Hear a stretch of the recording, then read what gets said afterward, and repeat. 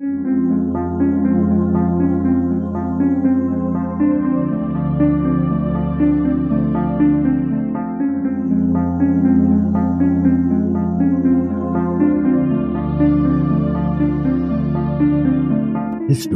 tells the story of the world and of our lives. Sometimes that history goes bump in the night.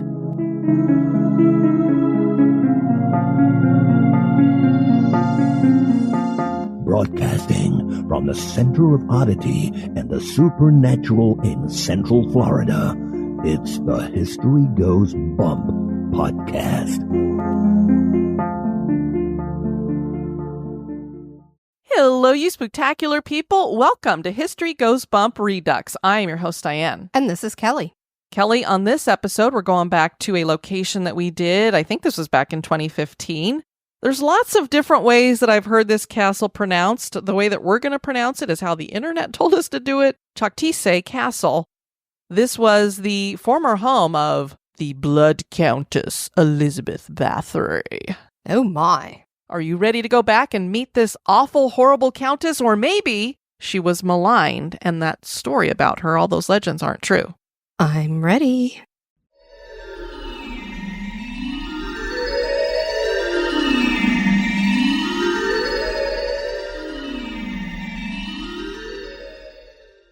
The Cachtice Castle lies in ruins in Slovakia, but was once a home to royalty. This then became a prison for Baroness Elizabeth Bathory. Her family was known for cruelty, and she knew violence from the time she was a child. Legends claim that she grew up to become the Blood Countess, a prolific female serial killer. But was she really that, or has history given her a bad rap via a story concocted by people who wanted her power and possessions? The castle is a magnificent but crumbling structure that many claim is haunted because of intense emotions and pain trapped in the stone. Does Madame Bathory still walk its halls? Join us for the history and hauntings of Cachtice Castle.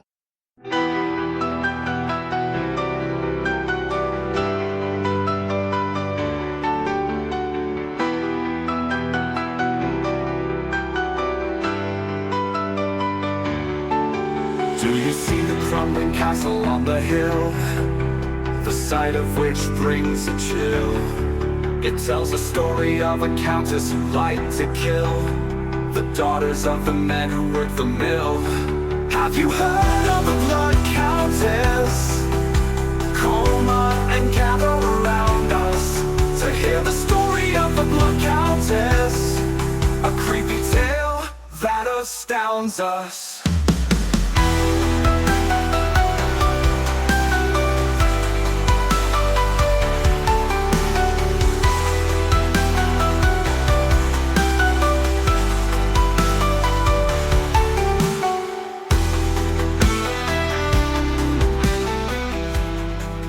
Cachtice Castle originally belonged to Peter and Pongrak from the Hunt-Poznan family. The castle was built in the mid-13th century and is located in the Little Carpathians, where it is isolated amongst the hills. The surrounding village is isolated as well. The castle was meant to defend the western end of Hungary and was strategically built on limestone rock and made defensible by the sheer drop it had on three sides. Almost blows my mind when they build things on these sheer drops over these cliffs, or occasionally I'll see these houses that show up on my wallpaper in the background on my computer, and I'm like, how did they build that up on that rock like that? I mean, it's pretty scary sometimes. And then you're like, what about erosion? Is it going to eventually just kind of crumble off there? I mean, I'm thinking about that. What's that famous castle that they built Cinderella's castle after in Germany? I can't remember what it's called, but it seems like it's just sitting on top of something. It's like, how do they get all the material up there and build like that? Stone and mortar was used to fashion the walls, and the final product was Romanesque in style. The residence tower was unique in that it was shaped like a horseshoe. The top floor was stuccoed on the interior and covered in frescoes. A few of those last today. There were 4 levels with a dungeon in the bottom level. The castle had a connected manor house, and though not ornate, it was decorated with fine tapestries, and the food was served on plates of silver and gold. In 1392, Stybor from Cachtice took ownership of the castle, and he at one time owned up to 15 castles. Oh my goodness. Lovey, which castle shall we stay at this weekend? In the 15th and 16th centuries, additions were made that turned the architecture into a more Gothic style. In 1569, the Nadassi family became owners. We'll discuss more about them in a moment. The army of František Rákóczi, which I'm sure I just butchered, II, burned the castle in 1708. Repairs were made so that the castle could be transformed into a jail, and this took on a Renaissance styling. The castle burned once again, and in 1772, the manor house burned as well. The entire complex then deteriorated. It was through the Nadasdi family that Madame Elizabeth Bathory came into the picture.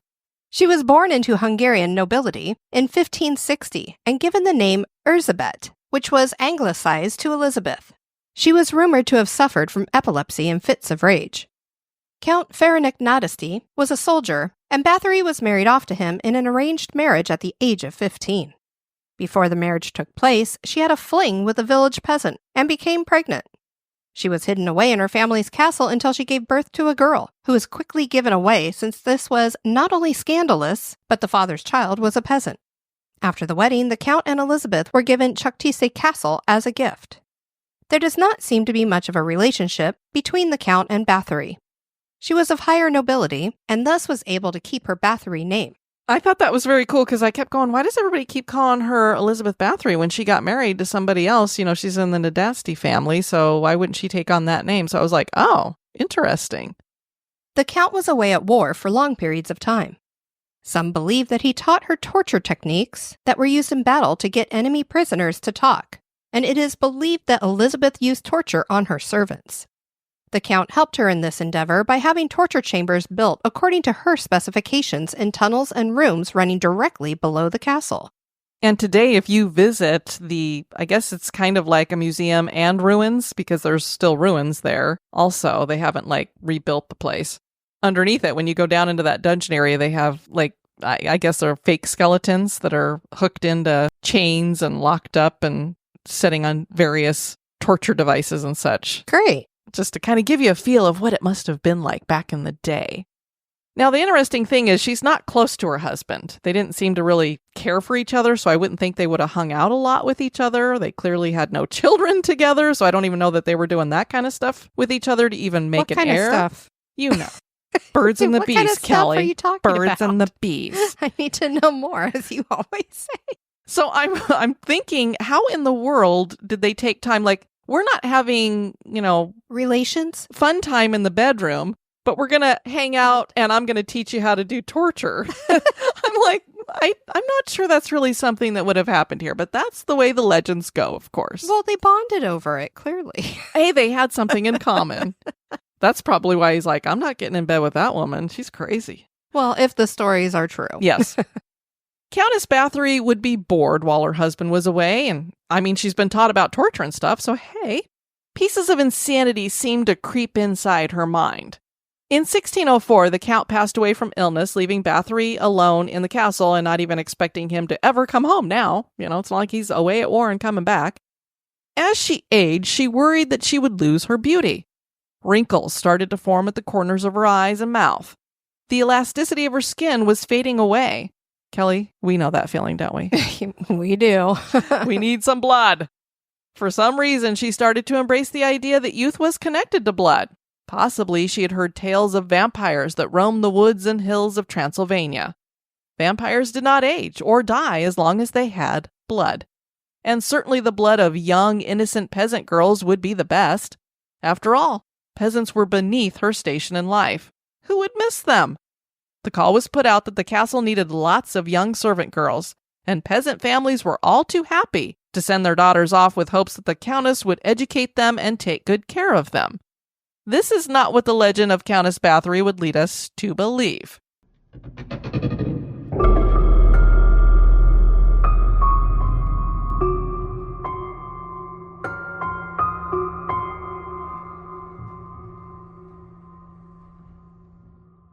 Countess Bathory appears to have taken enjoyment from causing pain to others. It is said she beat girls until blood ran, made incisions and pierced their bodies, and used hot irons to brand and burn their skin. Needles were driven into lips and fingernails. Some servants were stripped naked, covered in water, and then thrown outside in the frosty winter, I'd be like, I could go for the needles under my fingernails instead. That's how much I Diane. hate the cold.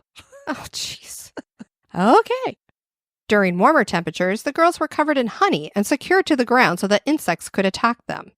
The tales are numerous and horrific.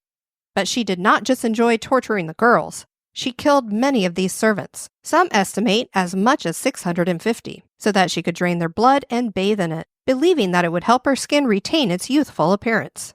She occasionally drank the blood as well, leading many to later accuse her of being a vampire. And by today's definition of vampire, she really would have been considered to be one, even though she was not dead. Yeah, of course. I'm sure people have seen all the images whenever they do a documentary or a show on TV about her. They always have these girls that are hanging above the bathtub that are just draining the blood right out of them, right into the bathtub directly.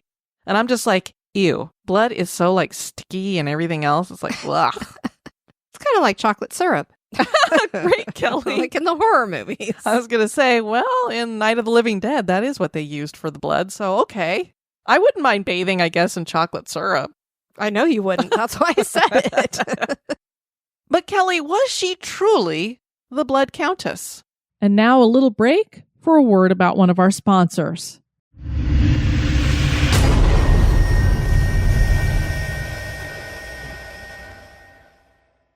On the 29th of September in 1610, the Viceroy of Hungary, Count Thurzo, was sent with a troop of men to investigate rumors of missing servant girls at the Cachtice castle. Because you got to think, all these families, and that's a lot of girls. We're talking 650 of them coming from the nearby village, and they just all never come home again. Of course, you're going to start having stories or something. Elizabeth was confined for the night, and servants who had served as accomplices were questioned to try and discern what exactly had happened. It is said that under torture, the accomplices told all about the horrors they had witnessed or participated in committing. The Countess was never put on trial to protect the family's name and keep the property in their hands, but she was punished. In 1611, she was walled up in a room in a tower of Cachtice Castle and left to live out the rest of her days there. There was a narrow slit where only food and water could pass through. 4 years later, she was dead. She had lived to be 54. We know about this stuff when it comes to torturing people to get information. Not real reliable, right? Not really. We even get nowadays false confessions when especially young people are taken into a room and you get battered over, with questions and Hours and left hours. there for hours and hours and not fed and you're tired and all this other stuff. Well, imagine if you're really torturing people. You have these girls and you're torturing them. Of course they're going to tell you, yeah, she's killing all these girls. For all we know, these numbers of deaths are not even close to being true. And if there was there an epidemic that was coming through and maybe the girls had just died and I don't know, they didn't inform the parents or what have you? Well, and 650, where did the bodies go? Yeah. I mean, because if you're going and questioning somebody, yeah. Where, a huge pit in the backyard? Where's the proof? Yeah. I'm like, there's no proof of any of the bodies being there. And why would it take up to 650? I would think at 50, you'd be like, okay, we have 50 girls who've never come home again? Right. Why do we keep sending kids up there and they never come back? Since there is written testimony, it would seem that something did happen at the castle, but these narratives seem almost too extreme to be believed. Could it be that the accomplices were pushed into declaring falsehoods because family members wanted to take the Countess's power from her? The Viceroy had tried to have her imprisoned shortly after he became Palatine. It was believed that this was because he had his eye on her wealth. King Matthias owed the Countess a lot of money, and some believe he conspired to have her framed. Claims that she kept a list of victims have never been proven to be true, as no such record has been found. And the lack of a trial is suspicious. We will more than likely never know the truth, but the legend lives on and only continues to grow. And you can probably tell, based on the way I've been talking about it, that I actually don't think that these stories about her are true. I think they're overblown about her. I'm in the same place with Vlad the Impaler. I don't think there were fields of people that were impaled on things. I think a lot of things got overblown in history and such, and these are legends that aren't really necessarily true. A traveler to Cachtice Castle once said, "With this tale fresh in our minds, we ascended the long hill and gained the castle, and wandered over its deserted ruins. The shades of evening were just spreading over the valley. The bare gray walls stood up against the red sky. The solemn stillness of evening reigned over the scene, and 2 ravens, which had made their nests on the castle's highest towers, came towards it, winging their heavy flight, and wheeling once round, each cawing a hoarse welcome to the other, alighted on their favorite turret. I could have fancied them, the spirits of the two crones, condemned to haunt the scenes of their crimes, while their infernal mistress was expiating her murderers by more wretched dooms. So was that just random imaginings, or is there truth to the thought that Cachtice Castle might be haunted? Ghost Hunters International did not find any evidence of hauntings in their brief investigation. But ask many of those who have visited the ruins, and they will tell you that there is a darkness there. People who walk the ruins claim to get strange feelings in certain areas and to see shadow people. Whether these are shades of the victims or the Countess herself is unknown. Haunting shadow cats are seen, and the Countess was known to have pet cats. An urban explorer recorded a weird-sounding growl when he was at the castle, but there were no other people or animals around at the time. Amy's Crypt, I love following her on YouTube and seeing all of the investigations that she's done. She goes to a lot of places, and this is one that she's been to. She investigated about 6 years ago, and they actually went through the complex during the day so that they could see what the inside of the museum area looked like. And then at night, she and her boyfriend stuck around and did a little investigating while trying to avoid the security guards. Oh boy. And they did get busted. The security guards, the one part of the video that I was watching, she's like, there's one up on the tower. He's got his flashlight on and he was like flashing it around. And then you could see all of a sudden it kind of got bright on them. And she's like, I think we've been spotted. And then you could hear them yelling something. And she's like, I think we better go. Oh boy. Let's hoof it out of here. Hightail it. So she's like, this was not as long a video as I usually do. But during it, she did a spirit box session. And, you know, Kelly, when we investigate these places where they have different languages, we forget sometimes when you're speaking in English, they may not understand you because they spoke something else. She had that in mind. So she had a translator so that she could ask the questions both in Hungarian and then also in English. So she asked, and she's asking this in Hungarian, did you die here? And she got a clear male voice saying yes. And that one was like really loud. And then there was a softer female voice that said ja, which is Hungarian for yes. She asked, why did you torture people? And I find this interesting because a lot of the voice that was coming through was a male voice. A male voice says nem, which means no. She asked, were you tortured? Then a male says megvan, meaning I have it. So I don't know if that meant that I was tortured or... Amy said, talk to me. And a male voice said, azilo, meaning basically like I just did. Oh, what more do you want? And here's the hard part. She's able to translate on her translator on the phone so that she can ask the questions in Hungarian. But when they're answering back, she doesn't know what they're saying back to her. So it wasn't until after they recorded everything that she could go back and listen and hear what was being said. And it wasn't even really her that was translating a lot of it. It was somebody in the comments that did that for her. And she kept asking during the video, if you guys know what words are coming through, please tell me, because I don't know the language. The next question that she asked was, did you suffer? And the answer was sokat, meaning lots. These answers, of course, were all in Hungarian. There was a voice that spoke German as well and said, hello. And it was just like that. It was like, hello. Several shadow figures were also seen by her and her boyfriend. So I don't know, based on the interaction we have going on here, it sounds like there was some kind of torture going on. But remember, this castle's been here for hundreds of years. It's not necessarily that she was the one who used the torture stuff down in the dungeon. It could have been somebody in a period before her. Or if her husband was really into that stuff, maybe it was him. True.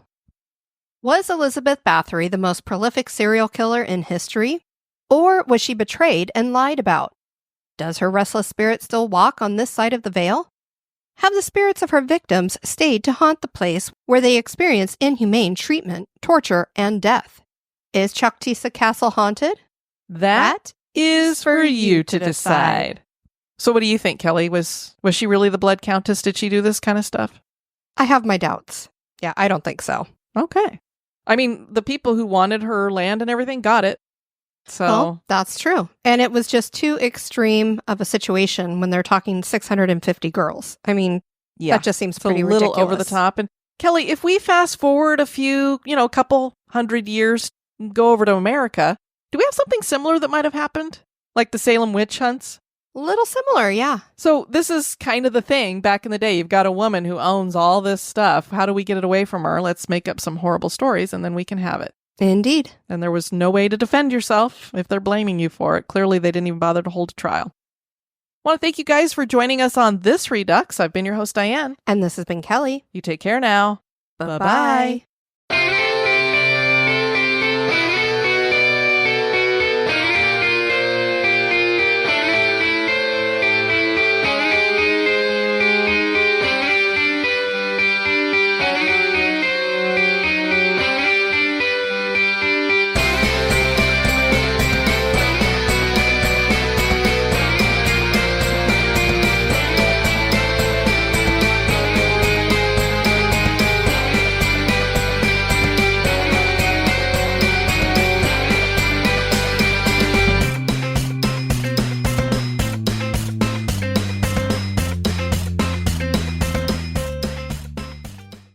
She was born into Hungarian nobility in 1560. Nobility. What did I say? Nobility? Nobility?